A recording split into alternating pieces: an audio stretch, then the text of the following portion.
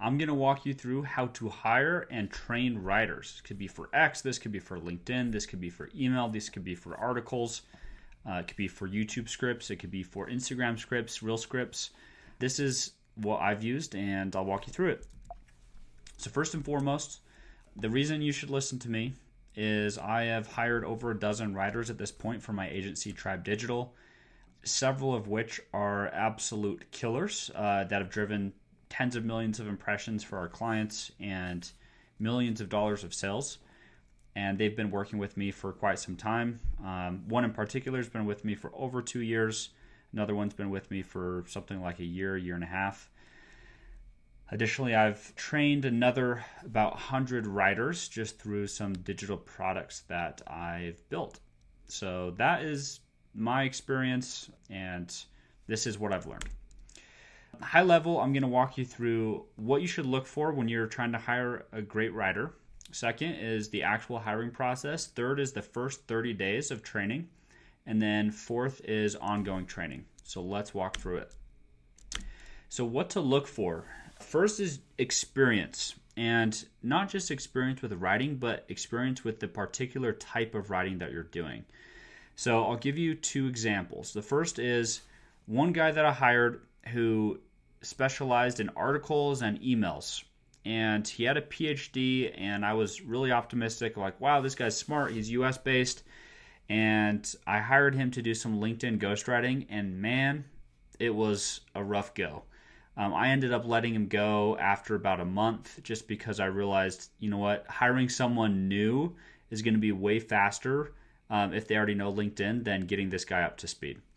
On the flip side, back when I was focused mostly on X, I got a writer candidate in who had built his own account to 20,000 plus followers and had also ghostwritten for some other accounts and had a lot of success. That writer absolutely crushed it and came on, and within a couple of weeks they were just knocking it out of the park. And so that's really what you're looking for, is someone who has experience with exactly what you're trying to do. So if you're looking for someone to ghostwrite for you or for whatever the asset is, X, LinkedIn newsletter, you want them to have experience with that, whether it's for their own account or they've done it for someone else's account in the past. Cool.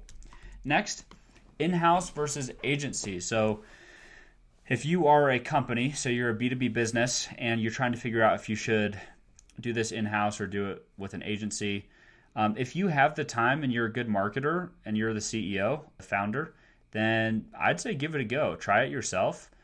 What you'll find is you'll probably get pretty busy. It's hard to be consistent, and maybe you're just kind of throwing posts at the wall, but you don't have a cohesive strategy. And so if that's the case, you might want to look at hiring. And you could bring somebody in-house. You just want to make sure that they're trained on the specific platform and they're, really good at it and willing to get better over time. The other option is to work with an agency. What I like about that is agencies are working with a bunch of people right now, and so they know what's working at this moment. They know what the common obstacles are, so you can avoid a lot of mistakes, and you end up usually just getting better results faster. Doesn't mean that it's always the best long-term solution, but it's usually the best short-term solution and sometimes ends up being the best long-term solution as well. The biggest writer hiring mistakes that I see that you should try and avoid is going after someone who doesn't have the experience with what you specifically need, not getting enough candidates to apply. If you've got, one writer who's like, hey, I'd love to work with you, and you're like, okay, let's give it a go. It's probably not going to work. I've tried that a lot of times, and every time I do it, I remind myself, just go through the process, get a bunch of candidates, go through the thorough vetting process, and it's worth it. 3, you don't do some kind of test to see if they're actually good. If you just hire somebody without actually testing their ability, you might be sorely disappointed. You still might be disappointed. Some people might, a little test might not be enough, but it usually is pretty telling. 4th, you don't do some kind of interview to see if you like their vibe. If they're going to be on your team and working with you for a long period of time, then treat them like another team member. Make sure that you you like them and get along with kind of their point of view, and you can have a good conversation. And then fifth, pay expectations are way off. So I've had some people who come and they just say a super low price, and I'm like, it makes me question if they're any good. Or they say a super high salary, and I just know, I can't pay $20,000 per month for a writer. And I know that you want that, but it doesn't make any sense for my business. And so those are five big hiring mistakes. Now let's jump to number 2, the hiring process. So this one, we're going to go a little bit deep. I promise you, like, the friction here is worth it, because there's a lot of writers out there, which means, and the barrier to writing has only gotten lower with AI. And so you want to make sure that you're getting the cream of the crop and, not caught with someone that's average or sub-average. First, you need to get traffic, letting people know that you have a position open. And so if you have an organic audience, just make a post. Build some hype. Hey, announcement, I'm hiring. Share the benefits. I'm hiring a new writer. It'll be remote work.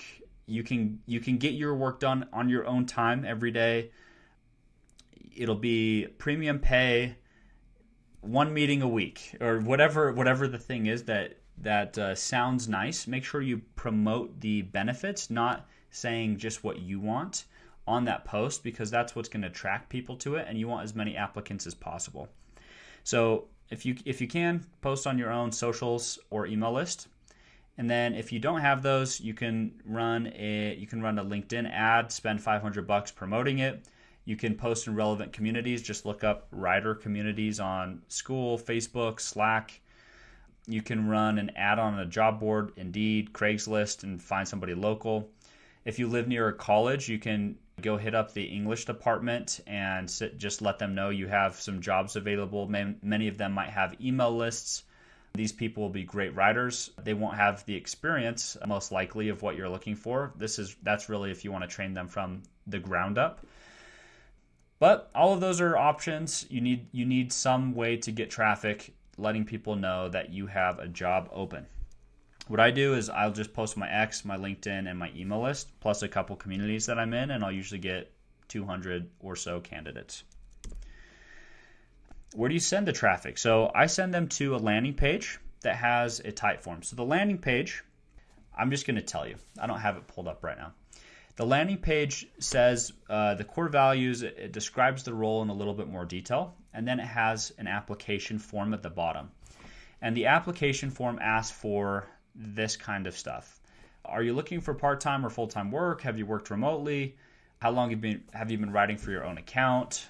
This is because I'm looking for LinkedIn or X in the past. How long have you been copywriting or ghostwriting for? What's your level of experience creating content for other people? What social platforms are you the most familiar with? What's one of the best posts you've written for yourself or for a client? And when could you start if we hired you? So if I'm looking for a full-time role and people say part-time, I'm immediately just knocking them out. If you've got 100 or 200 applicants, you need to eliminate 90% of them. And so you're looking for anything that is worth eliminating them over. And so that might be one. Maybe if they have no experience, maybe that's a criteria for you. Maybe they're familiar with social platforms that aren't the ones, you're looking for someone for LinkedIn and all they've done is Instagram. Or you look at the best post that they've written and you click on it and it's not very good, or there's no engagement whatsoever. That's pretty telling as well. And then lastly, like when could they start? Are you looking for somebody today or next month? And does that align? And so you could usually, what I've done in the past is I'll go from 100 to maybe 15 or 200 to about 20, 25 people. So I'm looking to cut 90% of the people just by looking at their application. You can see here I use Airtable. I'll manage clients in a sheet like this: first name, last name, status, and then all of the questions to their answers. What's really cool is I'll set up some automations. So new ghostwriter application. And then the way that I do it is I take them through a group interview and then a paid trial. And then I set up a couple of automations. So with just one click, I guess it's 2 clicks, I click on the status like to review, and I can click a button that says rejected, and it'll auto send them an email. It's very nicely written, but just stating that they didn't either qualify or they didn't make it for the role. Or I could send them a group interview invitation. And then after the group interview, I can just click it again and say, you make it to the paid trial or you didn't. So that's what it looks like. I take the top 5 to 20 to a group interview. I cap these at about 6, maybe 7 per group interview. These take about 40 to 45 minutes, and I prep 6 or so questions. I go through and I tell them at the beginning, basically, to turn their mute, like make sure they're muted. We're going to go through, ask one question of each of them in a row, and then I'll switch up the order and I'll kind of reverse it, and I'll go through and ask about 6 questions. It's very, very telling. Just assume that people will be nervous. It's a semi-public setting, and so be very nice. You know, when they say something, affirm what they said, and then set expectations. Like there's a lot of us on here, so please don't ramble. If you are rambling, I might cut you off just to keep to respect everybody's time. This will tell you a lot of, if you like their vibes, if they have, maybe they're from a third world country and they're amazing writers, but they just can't communicate with you, and that's worth knowing. And I'll tell you more.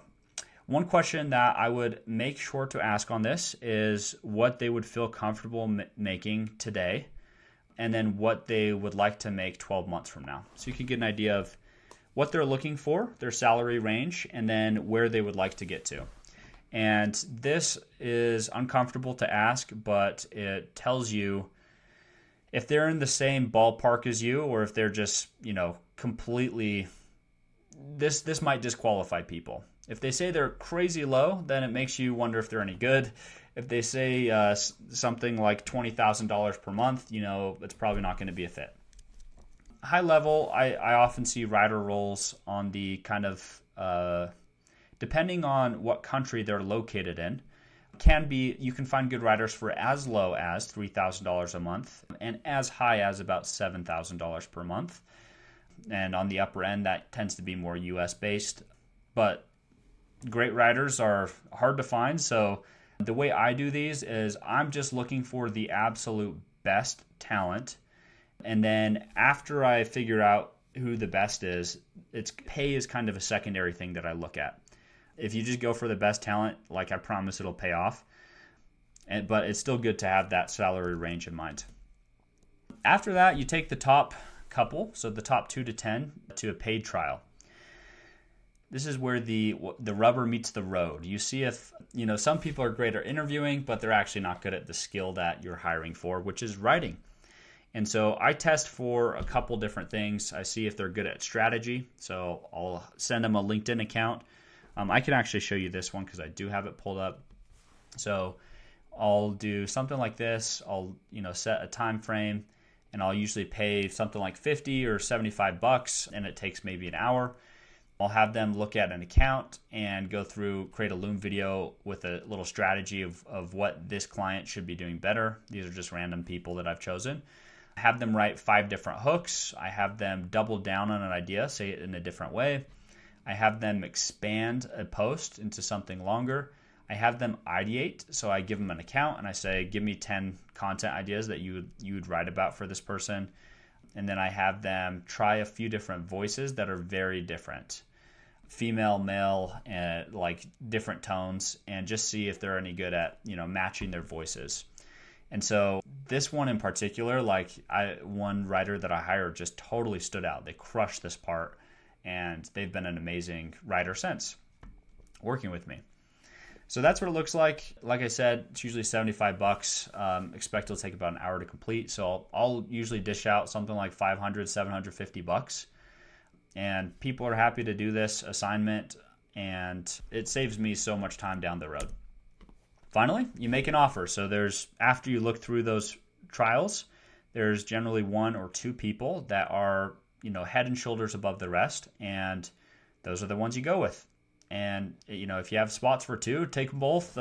If you A lot of writers are open to starting part-time and moving full-time if that's something that you don't have as many writing needs at the moment, but you will down the road. So that is what I recommend. You already have an idea of their pay range, so you should be able to make a compelling offer. And let's move on. You bring somebody on, they join. You start them with 30 days of copy work. Copy work is when you literally hand copy great pieces of writing. And I would do this for hooks and headlines specifically, because for no matter what type of asset they're creating, that's the most important piece. And so I'd focus on those. And then secondarily, I'd focus on the type of content they'll be doing. So if it's X, make sure they're writing tweets and threads and long forms and articles. If it's LinkedIn, make sure that they're doing that as well. And I would just set 30 minutes aside per day for them to do copy work, just when they start every day. Second thing is a daily feedback cycle with either you or the person who's most experienced at writing with your company. And what I do here is I'd give them an assignment. So I'd say, all right, today you're going to write for Joe and you're going to write for Susie. And tomorrow, I'm going to review it live with you. And so they'll write for Joe and Susie. Then we jump on a call the next morning, and we go through the content. And as we're going through, I give them live, unfiltered feedback. We make edits, and I, critique what I don't like and tell them what I do like. And we'll try and find one theme. So maybe their hooks could use improvement, or maybe they didn't do a good job coming up with media. And so then I'll say, okay, today I want you to focus on writing hooks, kind of like we rewrote these ones today. And then the next day we do the same. And we say, oh, let's check and see how you did with the hooks. This is better. We can still tweak this, blah, blah, blah. And then today it looks like you didn't end any of these with a call to action. So we want to make sure to do that. And so you give feedback on a daily basis, and usually within about 30 days, maybe 60 days, they've got a really good handle if you are good at instructing. That's the one caveat there. And then, of course, I like to set expectations and let them know what the company values are. And so for me, I tell them we'll do a weekly one-on-one. We have assignment due dates, so this is due by Monday, this is due by Tuesday, Wednesday, Thursday, Friday. If you set everything due for one day every week and there's multiple assignments, they're going to procrastinate hard and the quality is going to drop. So I like setting them on specific days and letting them know that being reliable with the deadlines is a non-negotiable. I've actually had to let a writer or two, just because they couldn't hit the due dates. I let them know what I care about. So I care that they have autonomy. They can do the writing on their own time as long as they hit the right deadlines, that they have purpose. They know that what the stuff that we're writing is actually making a difference. And then third, that they can continue to learn and progress. And so one thing that I offer is if they have a course they'd like to take that will help them be better at their job, I buy it.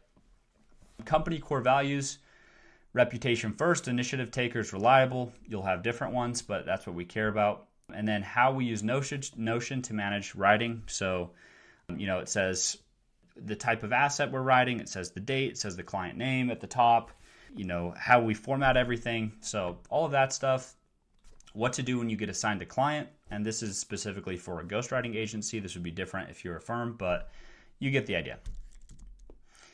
Lastly, ongoing training. So I'd recommend a couple things. One, you want some type of alert system. So keep an eye on the KPIs that you care about and the content quality.